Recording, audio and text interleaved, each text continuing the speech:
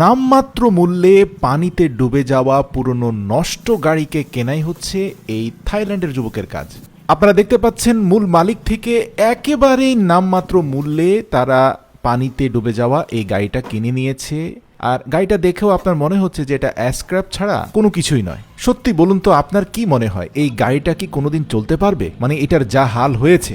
আপনারা দেখতে পাচ্ছেন পেছনের গিয়ারবক্স, স্টিয়ারিং হুইল সব কিছু পানি খেয়ে ফেলেছে। প্রিয় দর্শক, আমরা কিছুক্ষণ পরে দেখতে পেলাম একটা কোম্পানি থেকে কিছু সময়ের জন্য একটা এক্সক্যাভেটর ভাড়া নিয়ে এসে সে এই এক্সক্যাভেটরের অগ্রভাগের সাথে চেন লাগিয়ে গাড়িটার চেসিসের অগ্রভাগের সাথে চেন কানেক্ট করে দিয়ে এক্সক্যাভেটর দিয়ে বেশ জোরে সোরে টেনে টুনে গাড়িটাকে উপরে উঠিয়ে নিয়ে আসলো। প্রয়োজনীয় খরচ পেয়ে এক্সক্যাভেটরের মালিক সেখান থেকে বিদায় নেওয়ার পরে তার আরো দুজন সহযোগী বন্ধুকে নিয়ে তারা সেই গাড়িটাকে তাদের গ্যারেজে নিয়ে গেল। এই যুবক প্রচন্ড আত্মবিশ্বাসী। মরে যাওয়া পুরনো জিনিসের মধ্যে নতুন করে প্রাণ ফিরিয়ে দেওয়াই তার কাজ। প্রিয় দর্শক, আপনারা দেখতে পাচ্ছেন যে সুজুকি মডেলের এই পুরনো ট্রাকটা ইতিমধ্যেই ফুল ডেড হয়ে গিয়েছে, মানে পুরোই মৃত। এটাকে জীবন দেওয়া একেবারে অসম্ভব মনে হচ্ছে, কিন্তু অসম্ভবকে সম্ভব করাই হচ্ছে এই যুবকদের কাজ।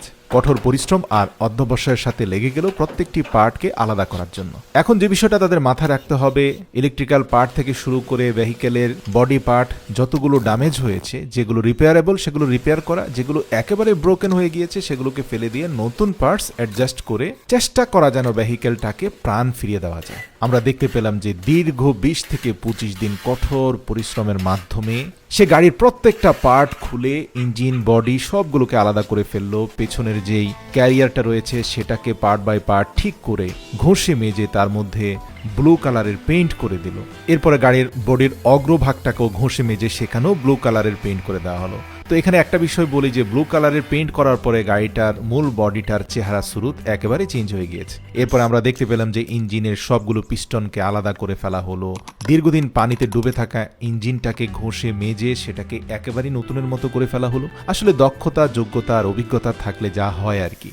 একজন মেকানিক্স যখন তার কাজকে ভালোবাসে তখন আউটপুট কি হয় তা এই ভিডিওটার মাধ্যমে আপনি কিছুটা অনুধাবন করতে পারবেন। আপনারা দেখতে পাচ্ছেন যে কতটা দক্ষতার সাথে সে ইঞ্জিনটাকে রেস্টোরেশন করেছে।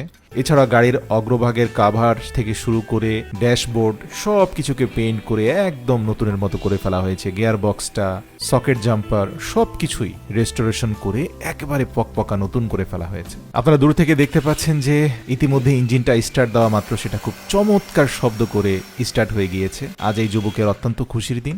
সে ট্রাকের ড্রাইভার সিটের পেছনে থাকা গ্লাসগুলোকে সুন্দর করে লাগালো, সিটগুলোকে চমৎকারভাবে অ্যাডজাস্ট করলো, সামনে একটা নতুন রিকন্ডিশন হেডলাইট কিনে এনে লাগালো, ট্রাকের পেছনের ক্যারিয়ারটাকে সংযুক্ত করে নিজেদের মতো করে ব্লু কালারের উপরে কালো রঙের সুজুকি লিখে দিল। দেখুন তো দূর থেকে কোনোভাবেই মিলাতে পারছেন সেই পানিতে ডুবে থাকা ট্রাকটার সাথে এটার কোনো মিল খুঁজে পাচ্ছেন? প্রিয় দর্শক, আপনার মতো আমিও খুঁজে পাচ্ছি না, কিন্তু এটাই বাস্তবতা। দক্ষতা, যোগ্যতা, পরিশ্রম আর বিশ্বাস থাকলে পুরনো জিনিসকে নতুন করা যায়। তো যাই হোক, ইঞ্জিন স্টার্ট দিয়ে ইতিমধ্যে গাড়িটা চমৎকারভাবে চলছে। মজার ব্যাপার, এই গাড়িটা একেবারে পকেট মানি সমতুল্য টাকা দিয়ে কিনলেও এখন এই গাড়ি দিয়ে সে আরো অন্যান্য পুরনো গাড়ির বিভিন্ন পার্টস সংগ্রহ করে তার গ্যারেজে নিয়ে আসবে এবং সেগুলোকে রেস্টোরেশন করে অধিক মূল্যে বিক্রি করবে। আর একেই বলে ব্যবসা।